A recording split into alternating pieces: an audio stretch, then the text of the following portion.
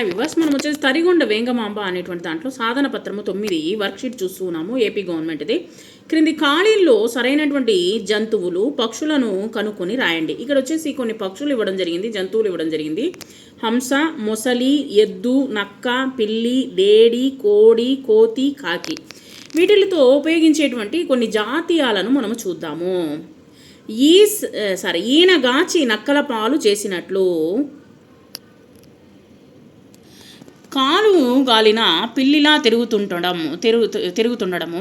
తర్వాత వచ్చేసి తన మరిగిన కోడి ఎల్లెక్కి కూసిందంట.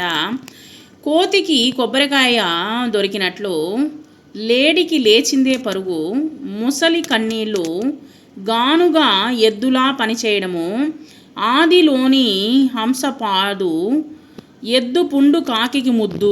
ఈ క్రింది కథను చదవండి. సరైనటువంటి జాతీయాలను పదబంధాలను పూరించి కథ రాయండి. ఇక్కడ చూడండి. స్వస్తి బలుకు, వెన్నతో పెట్టిన విద్య, అందవేసిన చెయ్యి, పాపం పండింది, అరణ్య రోదన, పెడ చెవిన పెట్టినందుకు, గుండెలు బాదుకుని కాళ్ళా వెళ్ళ, సుందరము దొంగతనం చేయడములో. ఇక్కడ మనము ఈ యొక్క మొత్తం వచ్చేసి పారాగ్రాఫ్ చూద్దాం. సుందరము దొంగతనం చేయడంలో అందవేసిన చెయ్యి, వస్తువులు కాజేయడంలో వెనతో పెట్టినటువంటి విద్యలా అబ్బింది, పాపం పండింది, కటకటాల పాలు అయ్యాడు, తల్లిదండ్రుల గురువుల మంచి మాటలు పెడచెవిన పెట్టినందుకు తగిన శాస్త్రి అయిందని గుండెలు బాదుకొని రోదన పాలయ్యాడు, దొంగతనాలకు స్వస్తి పలుకుతానని న్యాయాధికారుల కాళ్ళా వెళ్ళబడిన అతని గోల అరణ్య రోదన అయ్యింది. సో ఈ విధంగా అరణ్య రోదన అంటే వచ్చేసి అరణ్యంలో గట్టిగా అరిచినా కానీ వచ్చేసి ఎవరు పట్టించుకునే వాళ్ళు ఉండారనమాట. ఆ విధంగా అనమాట దాని అర్థము. సో ఈ విధంగా వచ్చేసి ఈ యొక్క సందర్భాలు, ఏ సందర్భాల్లో జాతీయాలని పద సంబంధాలను ఉపయోగించి మనము ఒక చిన్న కథని మనము తెలుసుకున్నాము. సుందరం వచ్చేసి దొంగతనం చేయడంలో అందవేసిన చెయ్యి అనమాట. అంటే బాగా దొంగతనాలు ఎక్కువ చేసేవాడు. వస్తువులు కాజేయడంలో వెన్నతో పెట్టిన విద్య అంటే చిన్నప్పటి నుంచి అలవాటు అనమాట. పాపం పండింది, ఆ తర్వాత కటకటాల పాలయ్యాడు అంటే జైల్లో పోలీసులు అరెస్ట్ చేశారు. తల్లిదండ్రుల గురువుల మంచి మాటలు పెడచెవిన పెట్టినందుకు, అంటే చెప్పిన మాటలు వినకుండా ఉన్నందుకు. తల్లిదండ్రులు గురువులు యొక్క మంచి మాటల్ని వినాలి, అది వినకుండా పెడదారిన పెట్టినప్పుడు ఇలాగే జరుగుతుందనమాట.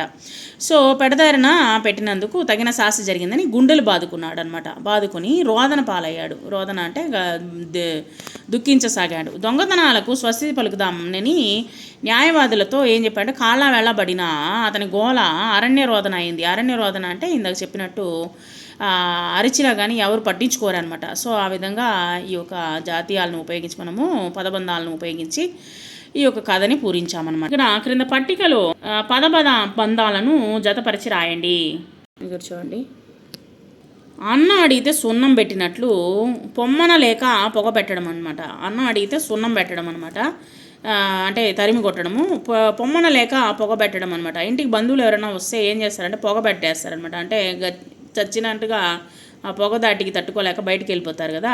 కొరివితో తల గోక్కోవడము, మనకు కొన్ని ఇబ్బందికరమైనటువంటి పడినప్పుడు మనం వచ్చేసి కొరివితో తల గోక్కోవడము అనమాట. మనకు అనవసరమైన విషయాలు తలదూర్చినప్పుడు. తర్వాత కడుపే కైలాసము, ఇల్లే వైకుంఠము. కొంతమందికి వచ్చేసి తినడము, తర్వాత వచ్చేసి ఇంట్లోనే ఉండడము అనేటువంటిది దీని అర్థం అనమాట. కీలేరిగి అంటే ఇంట్లో ఉన్నటువంటి స్త్రీలు చెప్పేటువంటి మాట అనమాట. కీలేరిగి వాత పెట్టడం అనమాట. కీలేరిగి వాత పెట్టడము.